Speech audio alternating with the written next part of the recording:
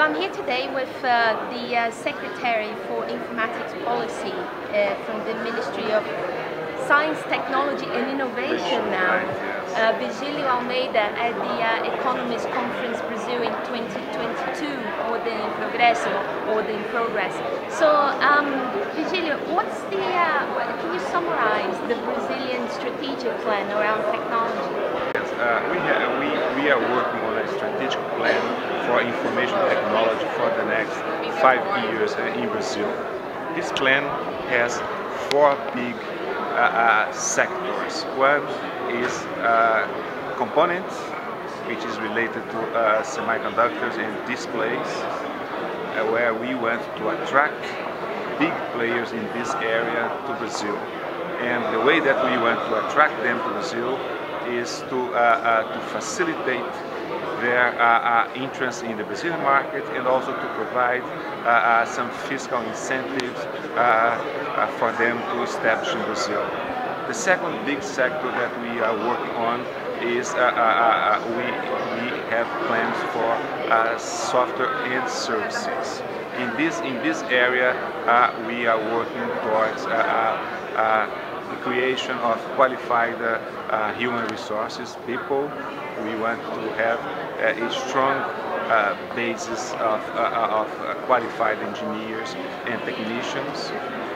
We also are working on some specific goals associated with some strategic areas of Brazil, such as gas and oil, mining, agribusiness.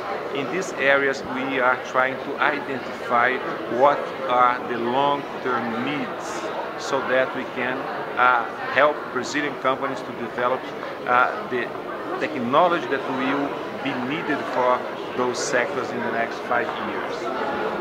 We also are working towards the creation of an advanced IT infrastructure for research and development. And specifically, we are planning to install 2 data centers for cloud computing in the next 12 months for training people at university and research institute in cloud computing technology. We also have plans to increase the high performance capacity installed in Brazil in order to be able to tackle new problems that demand a lot of computing availability. Right. But none of that is going to happen if we don't have qualified people, when we have a shortage of skilled professionals that can do this. Have you ever considered the possibility of opening up, adding more flexibility to migration laws, for example? I think that could be an important point in the future. For instance, to install this semiconductor industry in Brazil, we will need engineers from those companies to work here for some time. So that's a kind of thing that we consider. We also should observe that Brazil is making a big effort to train people abroad. There is one national program called Science Without Borders that will send 100,000 Brazilians abroad to be trained in the top academic institutions all over the world. So this is one strong sign of the importance of having very well qualified people here in Brazil. And lastly, the whole world is holding its breath to see what the Brazilian government is going to do with Foxconn. It's been a bit of a never-ending story. Can you update us on that? And apparently Eike Batista, Brazil's richest man, is getting involved. So has there been a change of strategy there?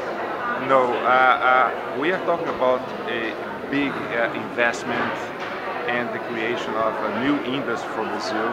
So it takes time. Things such as this kind of investment does not happen from one night to the following day. So it takes time.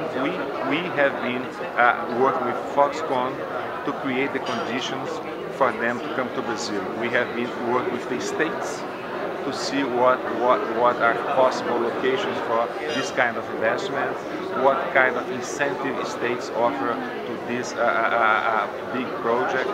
We are also working towards the qualification of Brazilian engineers to work in this kind of industry, and the National Bank for Economic Development, BNDES, is working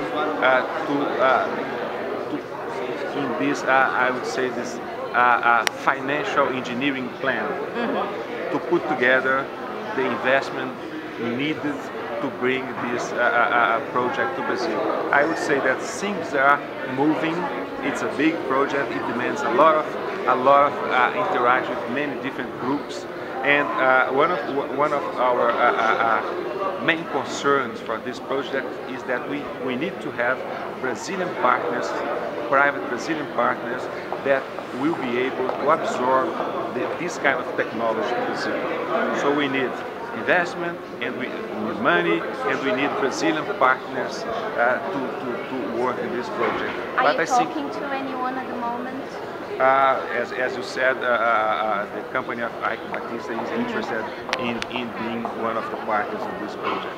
Anyone else? There are other companies that are talking BNDES, but that's it's a kind of it's a secret of the secret state. negotiation. Yeah. Okay.